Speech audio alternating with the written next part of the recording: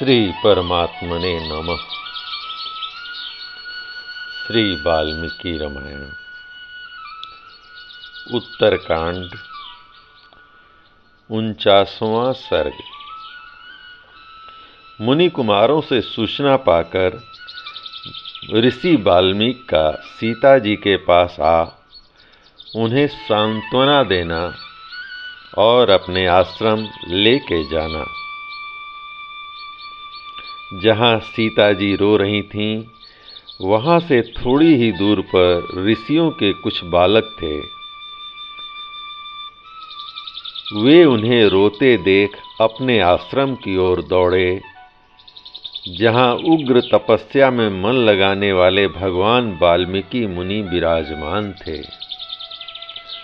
उन सब मुनि कुमारों ने महर्षि के चरणों में अभिवादन करके उनसे सीता जी के रोने का समाचार सुनाया।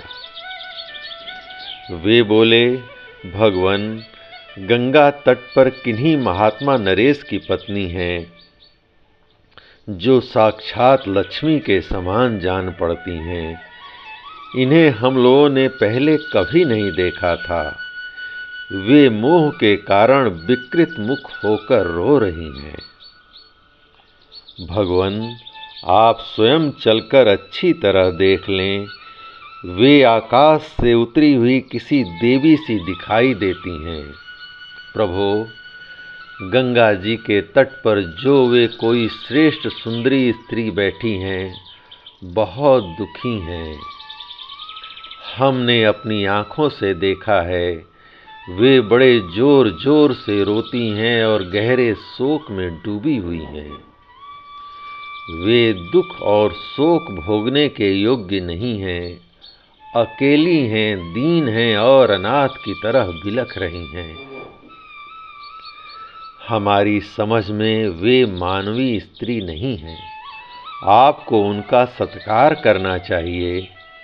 इस आश्रम से थोड़ी ही दूर पर होने के कारण वास्तव में वे आपकी ही शरण में हैं। भगवान, ये साध्वी देवी अपने लिए कोई रक्षक ढूंढ रही हैं, अतः आप उनकी रक्षा करें। उन मुनि कुमारों की यह बात सुनकर धर्मज्ञ महर्षि ने बुद्धि से निश्चित करके असली बात को जान लिया, क्योंकि उन्हें तपस्या द्वारा दिव्य दृष्टि प्राप्त थी। जानकर वे उस स्थान पर दौड़े हुए आए जहाँ मिथिलेश कुमारी सीता विराजमान थीं। उन परम बुद्धिमान महर्षि को जाते देख उनके शिष्य भी उनके साथ हो लिए। कुछ पैदल चलकर वे महामती महर्षि सुंदर अर्घ्य लिए गंगा तटवर्ती उस स्थान पर आए। वहां आकर उन्होंने श्री रघुनाथ जी की प्रिय पत्नी सीता को अनाथ की सी दशा में देखा।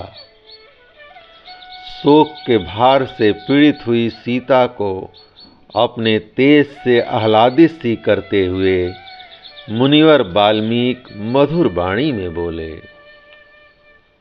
पतिव्रते, तुम राजा दशरथ की पुत्र वधू महाराज श्री राम की प्यारी पटरानी और मिथिला के राजा जनक की पुत्री हो।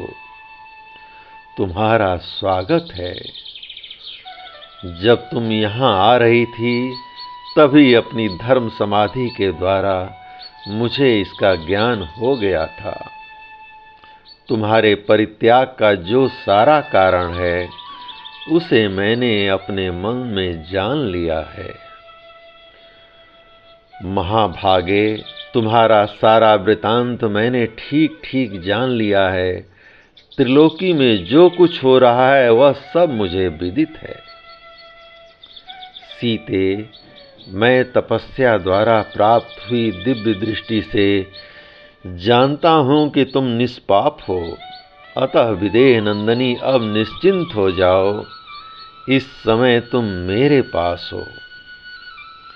बेटी, मेरे आश्रम के पास ही कुछ तापसी स्त्रियां रहती हैं, जो तपस्या में संलग्न हैं। वे अपनी बच्ची के समान तुम्हारा पालन करेंगी। यह मेरा दिया हुआ अर्घ्य ग्रहण करो और निश्चिंत एवं निर्भय हो जाओ। अपने ही घर में तुम आ गई हो ऐसा समझकर विषाद न करो। महर्षि का यह अत्यंत अद्भुत भाषण सुनकर सीता जी ने उनके चरणों में मस्तक झुकाकर प्रणाम किया और हाथ जोड़कर कहा, प्रभु जो आज्ञा। तब मुनि आगे आगे चले और सीता जी हाथ जोड़े उनके पीछे हो लीं।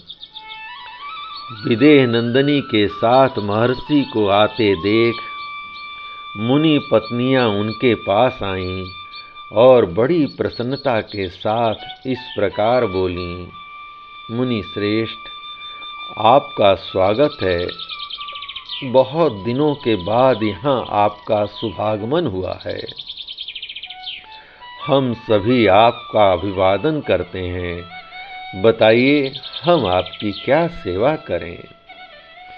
उनका यह वचन सुनकर वाल्मीकि जी ने कहा, ये परम बुद्धिमान राजा श्री राम की धर्म पत्नी सीता यहाँ आई हैं। सती सीता राजा दशरथ की पुत्र वधू और जनक की पुत्री हैं।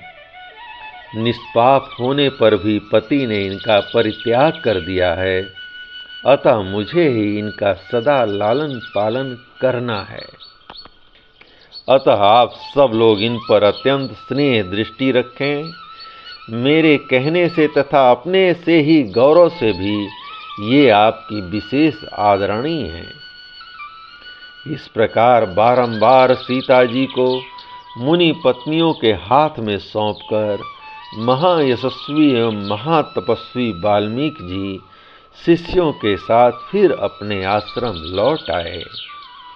जय राम जी की। इस प्रकार श्री वाल्मीकि निर्मित आर्ष रामायण आदि काव्य के उत्तरकांड का 49वां सर्ग प्रभु श्री राम की कृपा से पूर्ण हुआ। जय राम जी की।